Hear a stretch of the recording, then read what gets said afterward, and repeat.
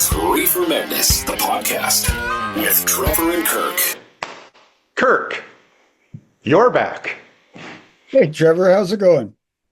I'm doing well. So I'm not quite sure what order this will end up going in, but for those of you following at home, this is the first time I've talked with Kirk on a podcast since he's been back from all over Africa, Europe, the Mediterranean, around the Mediterranean. Yeah, don't blow it up. I went to Morocco and Spain. Yeah, we Michelle and I were gone The whole African continent. The whole continent. Yeah, that whole northeast, northwestern tip. No, we were gone for 7 weeks, I think. We left in August and got back in the second week of October. And yeah, I gathered a whole bunch of stories. I think we were just talking, I think I got 5 to 6 stories about what's happening in Morocco and what's happening in Spain, and fascinating stuff. So we were just discussing how we're hoping to produce those in the next little while. So I think it's going to be Stay tuned. Stay tuned. I think we're going to have an autumn of travel stories, road stories from Morocco and Spain. Can't wait. But today we are going to talk about what can be dull, but I think we both agreed ended up being really interesting, epidemiology. So everybody loves, statistics, and let's talk about large numbers of people, but this one really was cool. So I think I said it in the thing, but I'll repeat the title because it's long, but it kind of goes what we're talking about: gender differences in cannabis outcomes after recreational legalization, a United States repeated cross-sectional study, 2008 to 2017. Okay, not a short title, but it was interesting. I found it in Normal. I think I found this story in Normal, and I found lots of stories in Normal. And I think I've told the audience this, that I get Normal pushed to me. I think, I don't even think once a week or once a month. I don't even know how often it comes, but I read through Normal and I find stories, and I would safely say 70% of the normals that I read, I send out requests for podcast interviews, and I get back probably 10% of them. And then out of that 10%, we usually gravitate 5 of that usually happens. And this is one of them. And they got back to me as I was leaving for Spain, and I punted it to you and said, "Hey man, this is an interview we should be doing," and I'm so pleased we got it. Yeah, me too. So we have Luis and Silvia. So we'll let them go into the crux of what they did, but just kind of an overview. They looked at this huge health survey that goes out all the time in the U.S., and they focused on 2008 to 2017, and we'll let them do the details, but I want to, because we talked about this just before coming on air, I want to talk about, I'm going to call it a natural experiment. I'm stealing that term from the economists out there just because I think it covers this well. So in my world, pharmacists, we want a double-blind placebo-controlled trial, right? We want half the people to get the drug of interest and half the people to get a sugar pill, no one to know who got what, and see what effect it had. That's our sort of gold standard. But in the real world, it can be really hard to do that. It might not be possible to have a placebo control. It might not be ethical. So, if you want to see what effect seatbelts had on deaths after car accidents, you might get lucky for deaths in car accidents, where, one province says seatbelts are mandatory this year, and the next province does it the year after, and you can sort of see the difference. They can work as their own control. That's sort of a natural experiment. One of the famous ones I like talking about, and it's not just because I like the book and podcast for economics, but Steve Levitt, an economist and a co-author, looked at some stuff in the early 70s. In the early 70s, Roe versus Wade in the US about abortion came on, but states legalized abortion at different times. So, the Supreme Court thing came in, and then different states in different years made abortion legal. And so they used that natural experiment thing to look at about 20 years later. So that happened in the early 70s. So they looked in the early 90s to see what was happening to crime rates. And what they found is basically crime rates fell about 20 years-ish after abortion was legalized. Now, I'm not saying I'm pro or against abortion, neither were them. That's not this podcast, save your hate mail, but it was interesting because, you can't ethically or even possibly say, this group of people is allowed to have abortions and this group isn't. But when you find this happening sort of quote unquote naturally, it can give you some useful information. So that's what these guys were doing in this is different states in this period of time, 2008 to 2017, went from medically legal to recreationally legal, and that's what they were looking at. Yeah, I'm really excited about this. So basically, some numbers here. As of November 2023, 38 American states, including Washington, D.C., had legalized cannabis for medical use. And then by that time, 24 of those states and Washington, D.C. legalized for recreational use. So what they were able to do was to look at how people consumed cannabis between those states. So I think they got down to 9 states that they actually focused on. And that then changed during that time period. Yeah. That's right. Yeah, during that time period. And they looked at what? 838,600 surveys were done with experienced survey interviewers who interviewed people about this. And they were able to do a cross-sectional study on how people changed their use in cannabis compared to the medical states to the recreational states, right? And so I think, and I mean, I'm hypothesizing on this. I think they got their funding because we're going to let them introduce themselves, but they're both focused on addictions, right? They're both health professionals, Substance academics. use, yeah. Yeah, but academic use and how people use substances, which is usually, it's usually misuse is involved in that, right? They're usually looking at misuse. So I think that they did this study, got the funding with an expectation that they didn't necessarily find. So I think they asked their I think question. that's fair. And so, as an academic, when I was doing my master's, you ask a question and that's the biggest thing about PhD students and any master graduate student is people always say, "So what's your question? What's your question? What are you researching?" And I think they asked the question and they got a different result. And so, you want to just go right into it and we can come out and discuss Absolutely. the results? Let's listen to Luis and Silvia, and we'll talk a little more on the way up. Fantastic. On the line today, we have Luis and Silvia from New York, and they are part of an interesting study on cannabis use and gender. I'm going to get them to introduce themselves. Luis, I'm going to start with you.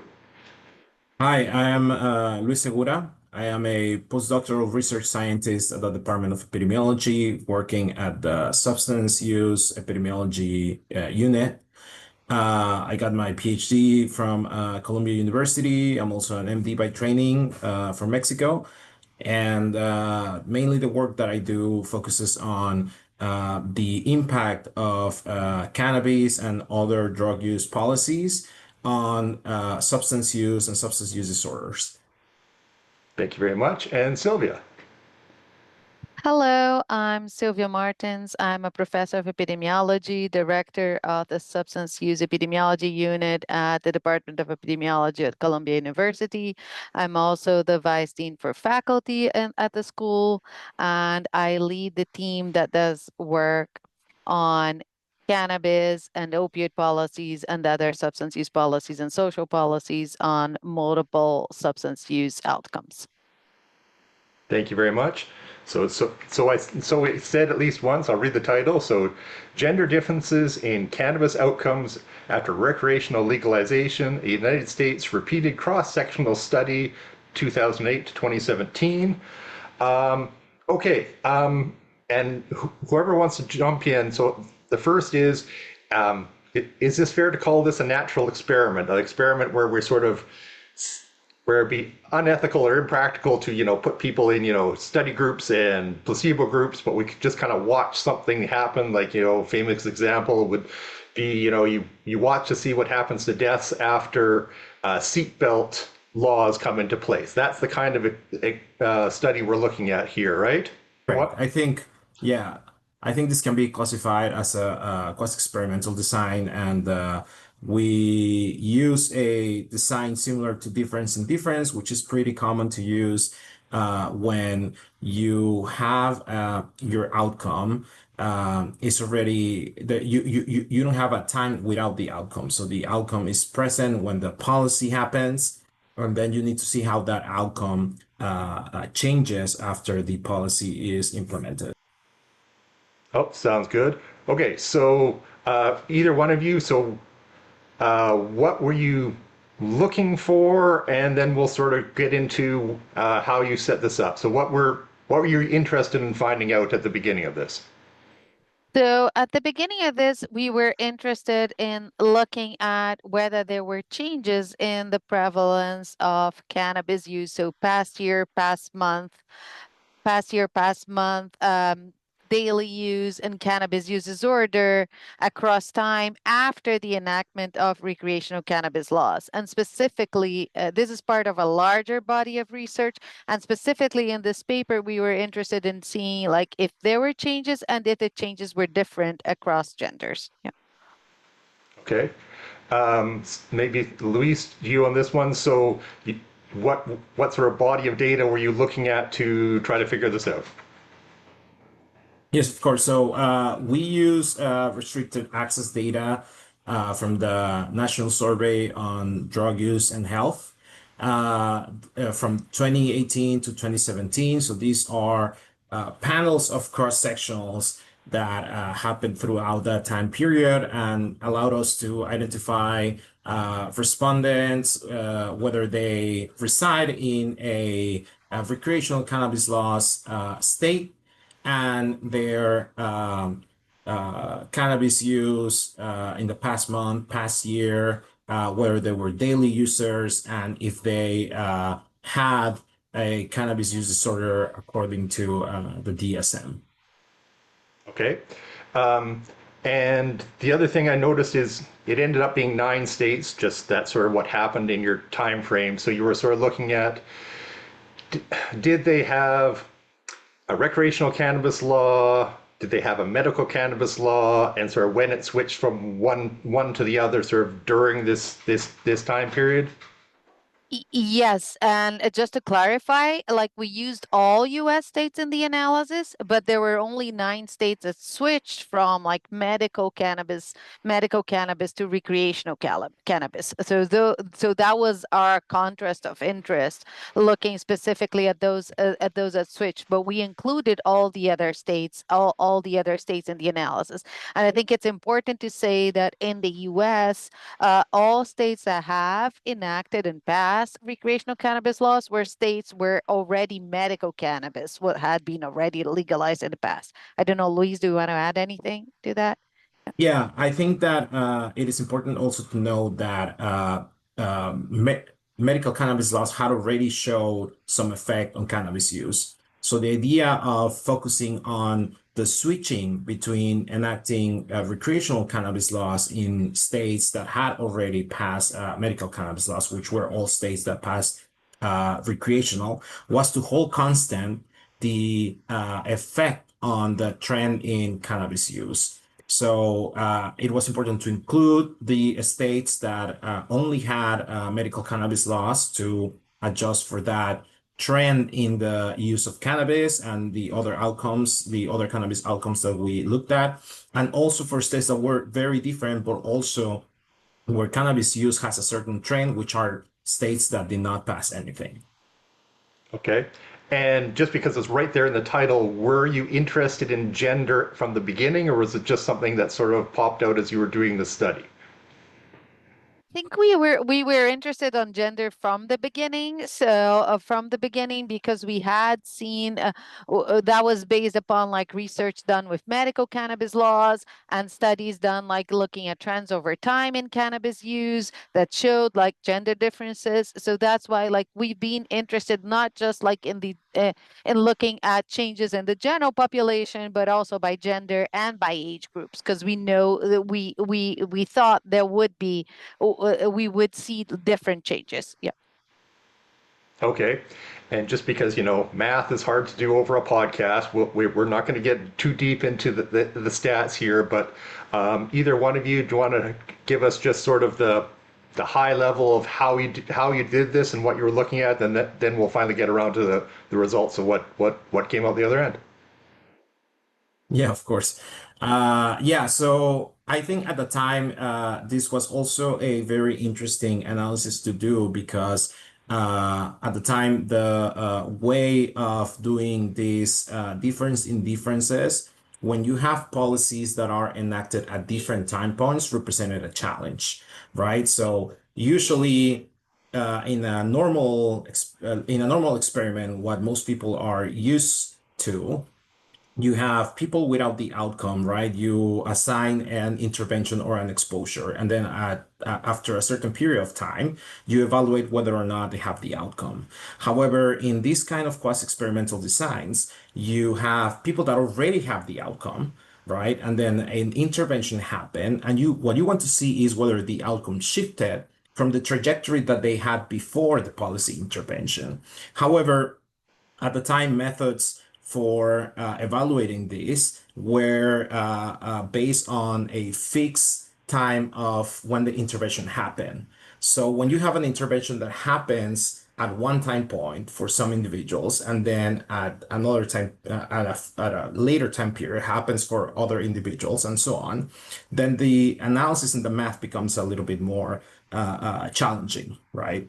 So what our study did was that we implemented a time varying exposure of when the recreational cannabis laws enacted. So at every time point, we have a indicator of these recreational cannabis laws that change for some individuals. So change or gets activated. So we know that they were actually exposed. And what we did then was to compare, right, their their cannabis outcome when these laws were enacted compared to those that were not residing in the state that the recreational cannabis laws were enacted, and we adjusted for the previous trend in the outcome, right? So we can see just the bump above and beyond the trajectory that they had on their cannabis use.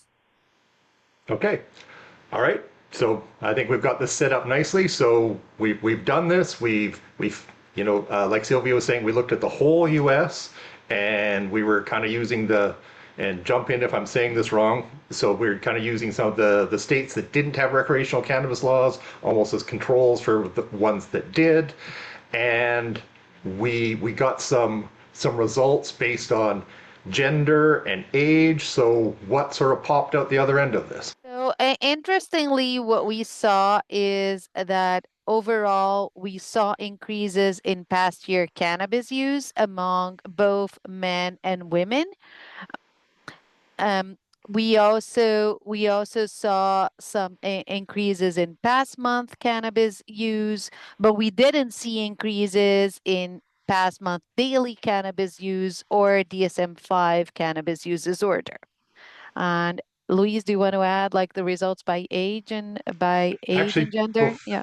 Yeah. before you do Before that, it. because Okay. I probably should have asked. So just for the audience, just real quick, what do we mean by past month use, past daily use, and you don't have to go through all the criteria, but what sort of things were we looking at to indicate someone had cannabis use disorder? Oh, yes, sure. So past year use is people reporting, self-reporting whether they used cannabis at least once in the past year. So it could have been like used, let's say, at a party, used at friends, but at least once. Past month is people self-reporting that they used cannabis at least once in the past month. Daily use, we use a classification where people reported that they used cannabis at least 20 days in the past month. So almost every day. And that is consistent with what others have done in other studies.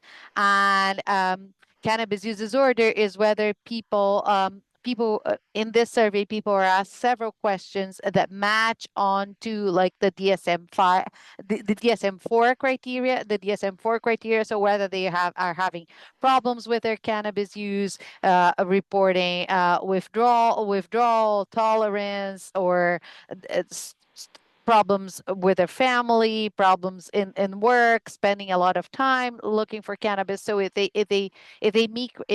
meet criteria for a certain number of those questions, then they could, in theory, potentially have a cannabis use disorder.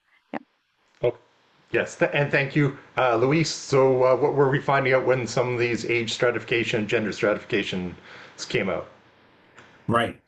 So in general, we found that men and women age 20 to 21 to 30 years old, their past year and past month cannabis use increased more than the other age groups. They were the age bracket that showed a higher increase in past month and past year cannabis use. However, their daily cannabis use, so how frequent they were using, and their cannabis use disorder did not increase in any of the different age brackets that we looked at, which were 12 to 20, 21 to 30, 31 to 40, and 40 and plus, either for men and women. So those show no significant increases.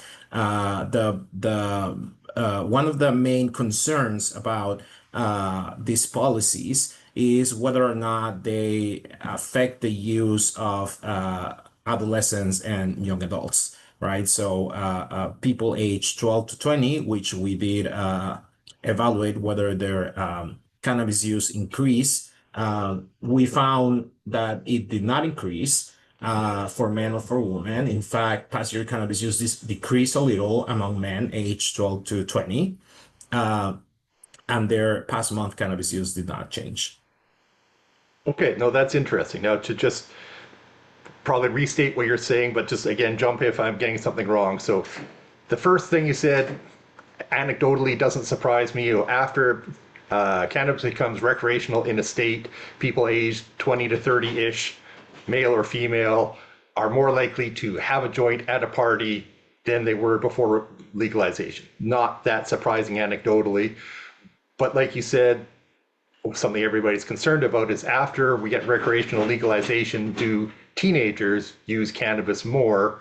And you're finding no, and even decreases in teenage boys in cannabis use. Do I have that right? Correct. Small decreases. However, the concern is always that these policies will increase, right? That's the main concern, that all these and like you said, is not surprising, right? Because cannabis policies, they are making these products legal for adults.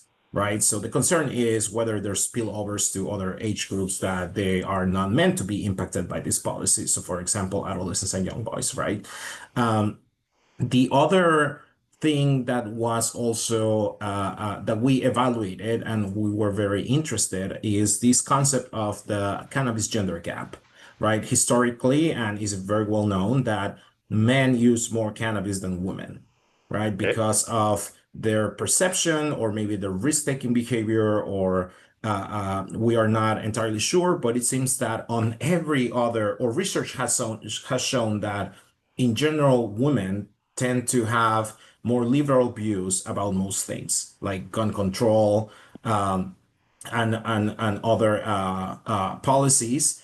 They are more supportive or like government regulation and than men. However, in the case of cannabis, they tend to be more conservative, or they tend to engage less with use of cannabis historically. So there's a gap between the use of men and women.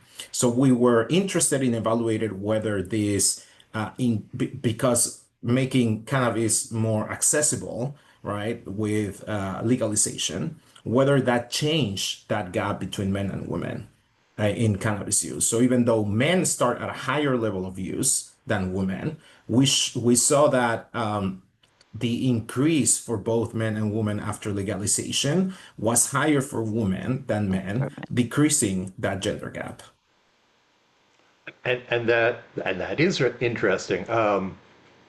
Yeah, again, anecdotally, you guys have done the research, but anecdotally, yes, cannabis has sort of been seen as a male dominated space, something that young boys and men were interested in and women not. So it is interesting to see that legalization, I know maybe I'm reading too much into this, but seems to make it more acceptable. Women Yes. find it less inaccessible, less stigmatizing, less something that it's now something they're more interested in trying or using.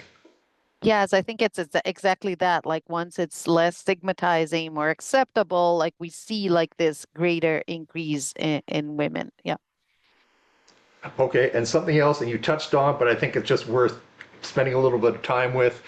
When we have recreational cannabis laws come into effect, we talked about teenagers already, but the other big thing is everybody now going to have a problem with cannabis? Is everyone now going to have cannabis use disorder? And that is not what you found, correct? Correct. Correct. That is not what we found. Of course, like we should, there is a caveat that we analyzed data up until 2017, and during that time period, like only 9 states switched to having recreational cannabis laws. But I think it is also at the same time like encouraging to see that even though more people are reporting cannabis use, we weren't seeing like increases in cannabis use disorder. And but of course that could take time, and we need like to continue following up, especially now that more US states have legalized, to see if there is or if this trend continues, or if there is a shift also in this outcome. Right. Luis? If I may add also, and that is a very important limitation, right? That cannabis use disorder takes time to develop, right? But the other also, I guess, strength of what we did and that supports the notion that these laws are not increasing people's cannabis use disorder is that other studies have shown that cannabis use disorder has increased in the overall population after enactment of cannabis laws. But there's a caveat to that, to analyzing the data that way, right? Because cannabis use, recreational and cannabis policies are increasing the number of users. So they're increasing the pool of people that use cannabis. So yes, of course, you're going to have a bigger proportion of people that endorse cannabis use disorder eventually. However, when you look at people that are users of cannabis, whether or not they are having higher proportion of cannabis use disorder, we found that that is not the case after enactment of recreational cannabis law. So those are people that are at risk of developing cannabis use disorder, right? So which suggests, right, that these laws are increasing the pool of people that are using cannabis, yes, of course, but they don't seem to be increasing the frequency or the intensity by which cannabis users are using cannabis. So that is, I think, in support of these laws not increasing cannabis use disorder. Well, that's great. And just again to restate and jump in if I'm not getting this right, but so as the number of people who use cannabis go up, not surprisingly, the absolute number of people with cannabis use disorder is going to go up, but the recreational use laws, the increase does not seem to increase the rate or the proportion or the percentage of people that have a cannabis use disorder. Correct. Yes. That's good to know. Obviously, we're a pro-cannabis podcast, and other people may be much more upset by the fact that the absolute number is going up, and we're not trying to dismiss that. Was there anything else sort of surprising that came out of the numbers that you really went, wow, I didn't expect that, or I better recheck my math, or that was weird, and anything else sort of pop out at you from the study? I think that we were very surprised by the narrowing of the cannabis gender gap. I think we were I mean, our prior was that, or our prior belief was that, the cannabis gender gap was gonna stay the same. But it does seem that there is some effect on individuals, particularly women, perception of how risky it is to engage with cannabis use after enactment of these laws, or maybe what is changing is their perception of availability, or both. There are studies that look at both perception of availability and perception of risk of using cannabis, and how this has changed over time, probably due to the enactment of these laws and making cannabis less stigmatizing. And there's also this belief or idea that cannabis legalization can also help more social equity outcomes to advance them, because it changes how people perceive the risk associated with cannabis use. For example, whether or not that is a criminal offense that needs to be approached in a more harder way, right? Or how it changes how society engage and these gender norms. So we thought that was very interesting. I personally had a prior that I didn't think it was going to change much, but we were very surprised by seeing this cannabis gender gap narrow. I think Well, that's the good part. Yeah, I think Go ahead, another go thing ahead, that, yeah, Sylvia. another thing that we were surprised is that even though we weren't surprised that there weren't increases like in the adolescent population, so the population ages 12 to 20, we were somewhat surprised that there were decreases in the prevalence in the prevalence of past year cannabis use among boys. Yeah, so we were expecting that there might not be increases, but we weren't expecting also like to see a decrease. Yeah. So I think all of that is part of the same larger picture. Yeah. That's very cool. And the whole point of research is to be surprised. So I'm glad we got some surprising things. So this is my usual time of saying, did I miss anything? Was there anything else you were expecting? Anything else you think our listeners need to know about cannabis use, gender gaps, age stratification, the study in general, where you're going in the future? Anything else that we need to know about this one? Sure. Well, I mean, I think that one of the limitations that Dr. Martins already talked about, which is to see at future time points if cannabis use disorder have had time to develop, and if this actually increase, is an important thing to replicate in the future. That's a future direction. Also, to clarify for the listeners, all these hypothetical mechanisms by which cannabis use increase more among women than men are just that, are hypotheses based on what other people have found in the literature. We just found that the cannabis gender gap narrow. So future studies should look at these mechanisms, right? So these mediating mechanisms by which use increase, whether it is changing in gender norms, or increased perception of availability, or increased perception of decreased perception of risk of using cannabis. So I think that's another interesting avenue for future research. Yeah, I don't know if you want to add something, Sylvia. I think one thing to point out, like, are also like some of the limitations of the study. This is a national survey, and we only have information on self-report, so we don't have like any information like now the survey is collecting data on modes of cannabis use, but at the time we didn't have information on modes of cannabis use, and we also don't have information like on the THC content of the cannabis products that the people are using. So that's also an avenue for future research.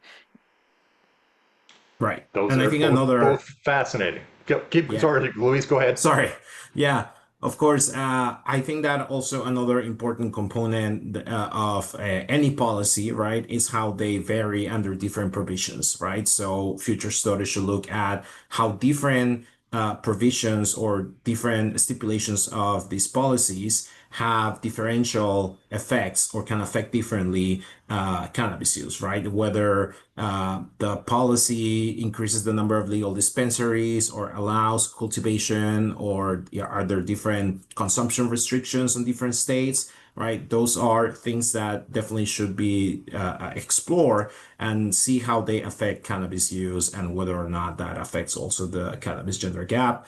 And of course, like I said before at the time, the evaluation of an intervention that has a staggered adoption approach was limited. Now, because we do a lot of policy evaluation, we know that there are more developed methods that it will be interesting to replicate these findings and see if they hold, right?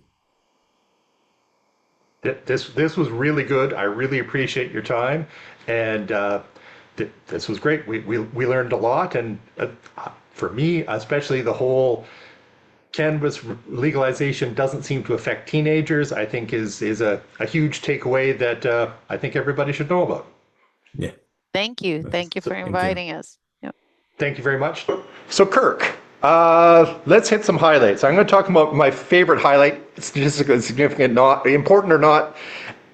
Teenage boys were using less cannabis post-legalization than pre-legalization.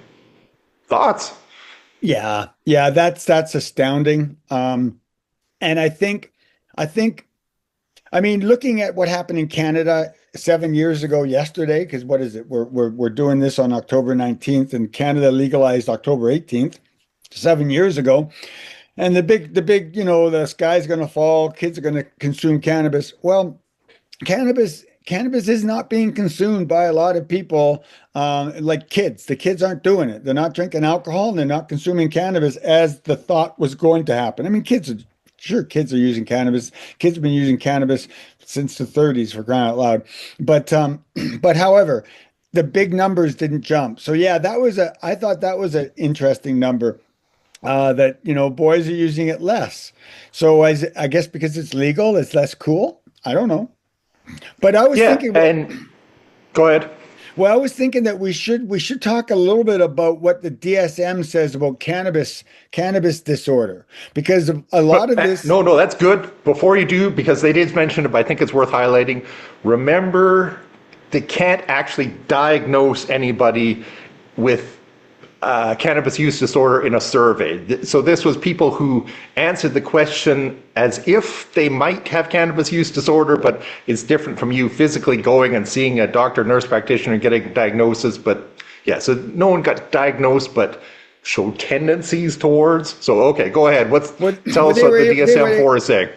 Yeah, so when we look at the DSM, which is, DSM stands for...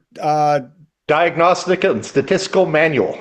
Yes, and this is where we diagnose psychological issues.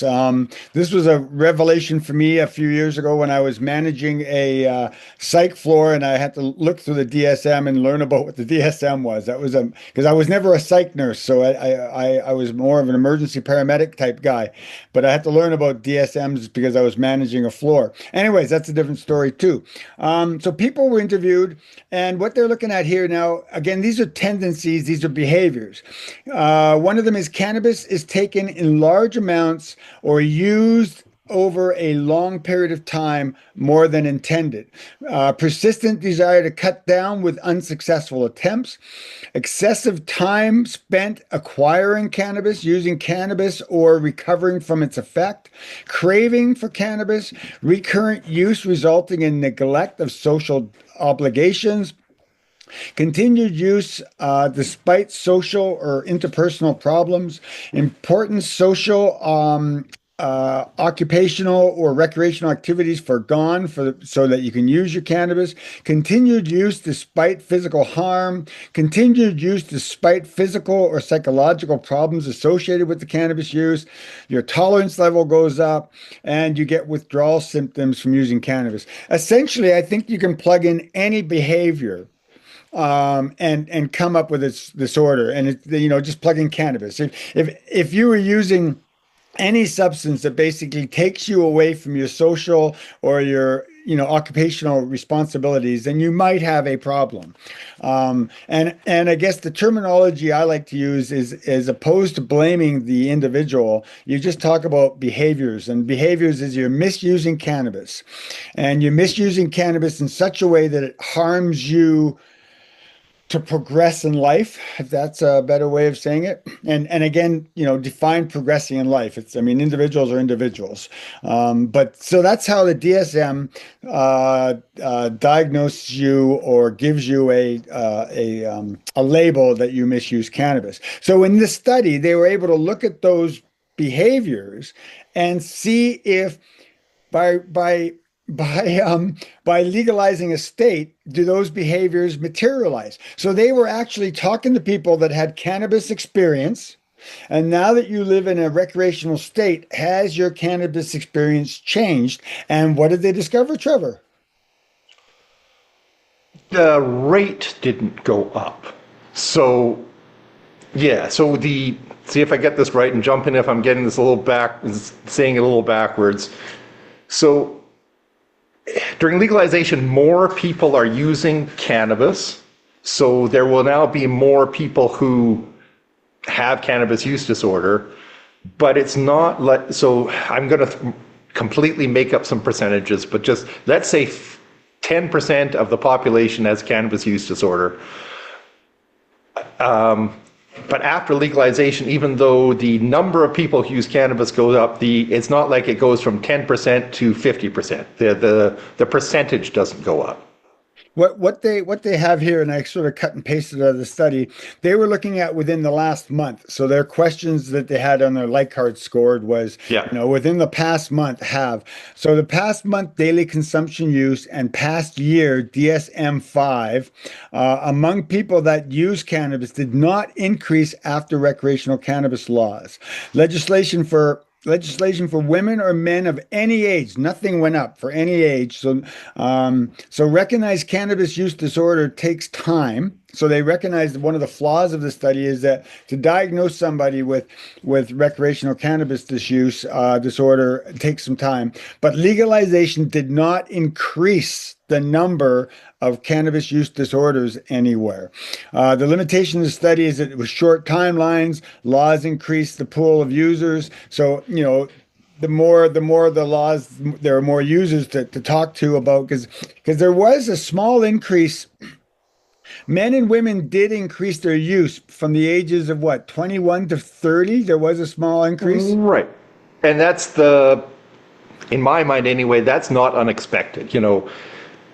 People, I think, drink more, use cannabis more, probably use other illicit drugs more, kind of between the age of 20 and 30. That when they become more available, honestly, that's not surprising to me. And that's kind of what they found there. But the one, and it's right in their title, the gender differences, I did think it was interesting that more women relative to men, they didn't catch up or anything. There's still a gap between the number of men and women who use cannabis, but more women relative to men were using cannabis post-legalization than pre-legalization. The why, we of course don't know, but they were speculating, and I thought makes sense to me. The speculation was because there's now less stigma after it's legalized, then women feel it's more acceptable for them to try cannabis. I thought that was a cool thing. I'm trying to think here. I guess I should have fact checked myself here. But I think there's a study I read about women. First of all, women are more in touch with medical issues about themselves than men are. Women go to more medical assessments, more see doctors more regularly, obviously. But also, I think women use medical cannabis more than men do. I think women, and this is going back a few years. Remember when we first started this podcast, we did a thing with SheCan, and they were talking about this. So women tend to report more about medical issues than men do. So maybe that was part of part of the factors involved with this. Some other things about this study.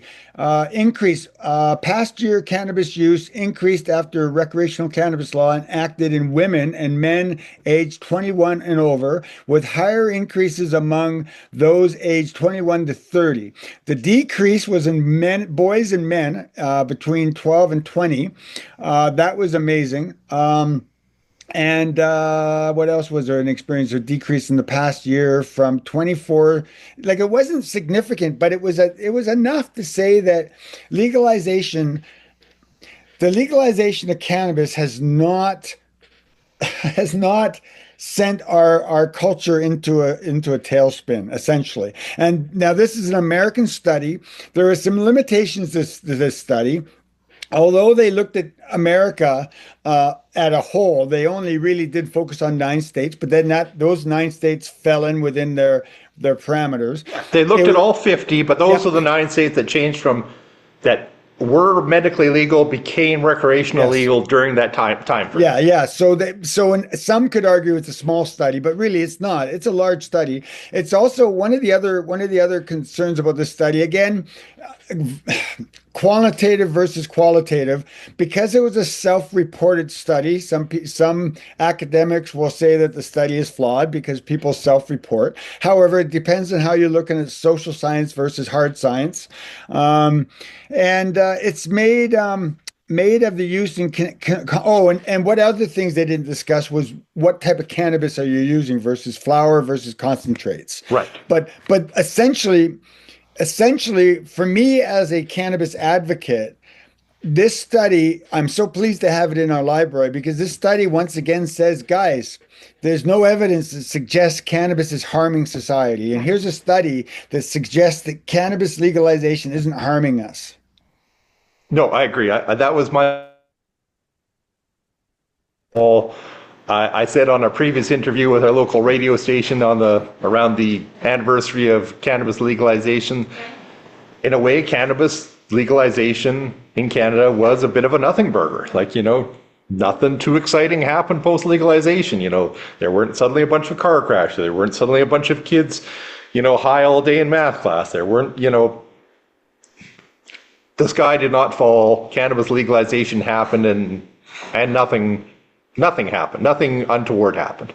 Yeah. I mean, if anything, we've added to our coffers like $20 billion annually to the coffers, and in a restricted industry. So I think this is another tool in the toolbox to say to people, relax. Alcohol still does more harm to our culture than cannabis does. No, I agree. Anything else interesting we need to talk about on this one? No, I'm just very pleased we got this in our library.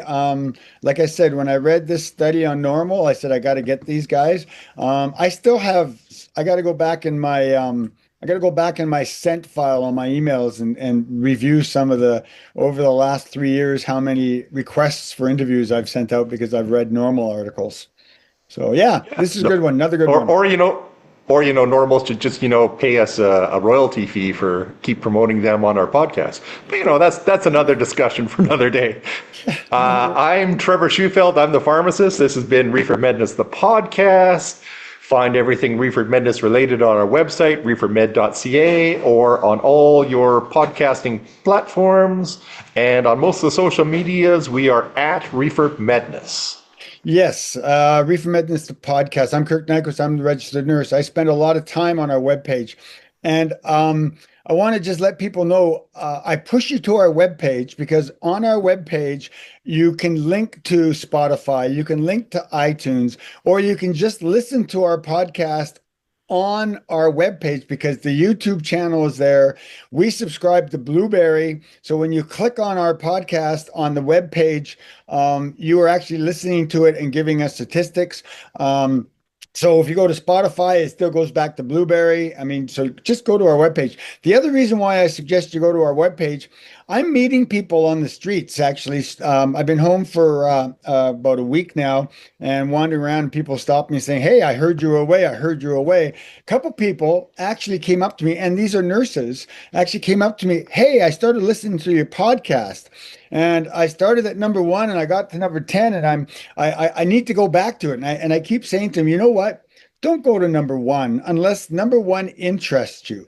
Go to our webpage. Our webpage is completely searchable. You can search by who we've interviewed, the affiliation of that individual, what university, what association they have, or by topic. So I would recommend go to our webpage, reefermed.ca, find a topic that you're interested in, hit the topic, and you'll see that we may have 4 episodes on that topic. Then you can then go to Spotify if you want to take it for a walk and go to that individual episode. So I recommend you go to our webpage, find us there. You can watch us and listen to us there.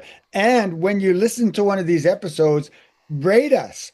Tell people about us, because Meta, Facebook, Instagram, these social medias are not pushing us, except they keep asking me to boost stuff. You notice that, Trevor? I make a post to say, boost this for $100. And I'm thinking... Well, I'm just going to completely disagree with Kirk there. I think everybody really should go back to episode 1 and listen to every single one of them. Hey, put a 5-star rating on every one, because, you know, you don't have anything better to do than go listen to an entire back catalog of Reefer Madness. Okay. All There's kidding aside, 157 episodes, my friend. people have nothing else to do but listen to Reefer Madness. But yeah, in all seriousness, I think Kirk's done a great job on our website, sort of breaking it down by guest, breaking it down by topic, making it easy to find for the stuff you're interested in. And all the research is there. Like, this paper will be attached to the website for that particular episode. So if you don't trust us, read the paper. So yeah, guys, reefermed.ca. Enjoy our podcast. Tell a friend. We've been doing this for 7 years, 8 years now. We started this before legalization, and we have something to say. So spread the word. Help us spread the word. It was another good one, guys. We'll talk to everybody later. Cheers.